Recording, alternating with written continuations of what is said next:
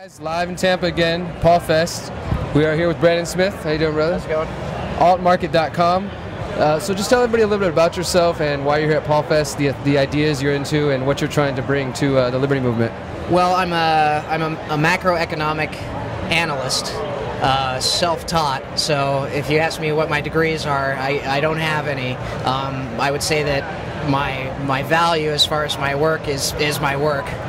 So just look at my work. If you think it fits, if it means something to you, if you think it's right, then then it's worth something. If you only care about degrees, then don't read my articles, I guess. So you're self-taught, and what do you focus on? I mean, altmarket.com. What particularly are we dealing with as far as alternatives to the system? Well, I'm focused. I mean, a lot of people complain about the Liberty Movement in general, and the major complaint is you guys always talk about how there's going to be a catastrophe, how everything bad's going to happen, but you never offer solutions to the problems. I hear that argument a lot, and I would agree to a point. We do talk about disaster and catastrophe all the time. So my goal with Altmarket was to offer a solution, real solution, a bottom-up solution, instead of just going through the trials of politics, which are not working out for us right now. Obviously, Ron Paul's kind of stepping away, and the movement needs something else beyond a top-down political solution. So what I want to do is offer the movement a bottom-up solution that starts with your local economy. Your local, the way you survive in your local economy.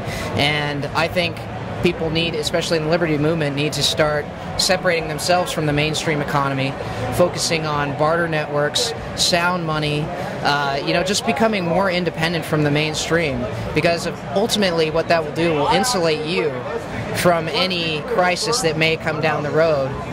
And ultimately you won't be affected as much. If we could get the whole country operating on alternative markets, then a collapse of the dollar means absolutely nothing, because you've already set up an alternative system that works just as well, if not better. So what does it matter if the dollar collapses? Exactly. So we continue to see, like you said, we're talking about catastrophes, the collapse that's coming, but we got to be about solutions.